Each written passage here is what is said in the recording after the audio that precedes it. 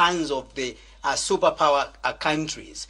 But the truth is, King Maponga, you are aware that Africans or no any other country in Africa is capable to manage the mines because we don't have the machinery to begin to process those minerals that we have today.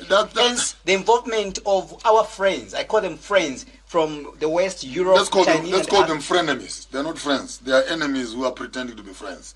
Let's call them frenemies. That's a new word for you. Huh? They're frenemies. They look like friends, but they're not friends. Now, this is where, when I'm talking, you must hear me twice. When I'm saying we need to decolonize even education, that is the context I'm coming from. You blatantly want to admit that we don't have the knowledge. We don't have the skills. We don't have the machinery. Like, really? Then what is the use of our universities? What is the use of our technical colleges? What is the use of the Department of Mining? What is the use of the Department of Commerce? Why not go out there like the Chinese did? Buy the damn mine. Rent out and hire the engineers.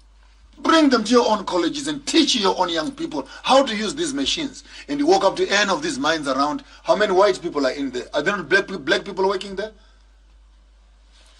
So at the end of the day, with a cankered, rotten system that doesn't want to look the devil in the eye and say the education which we are giving our children is not connected to the resources that they have on the ground. So even after they get educated, they still walk around and say, but we don't have capacity, we don't have the education, we don't have the skills. If you don't have the skills, then why did you go to school?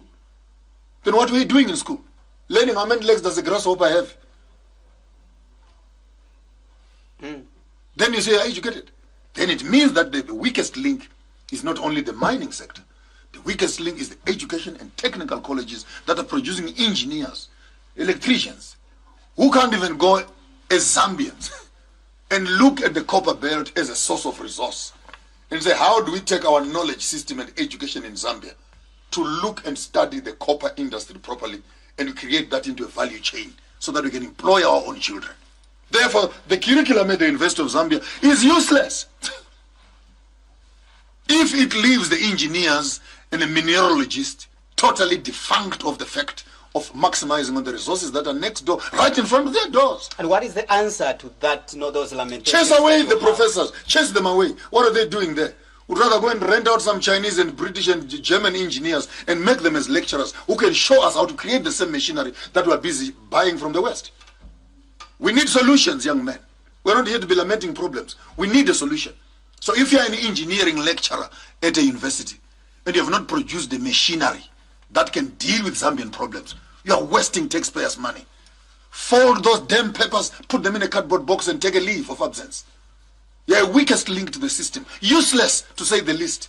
Carrying a pile of books, yet you can't even run a spaza shop. Well spoken.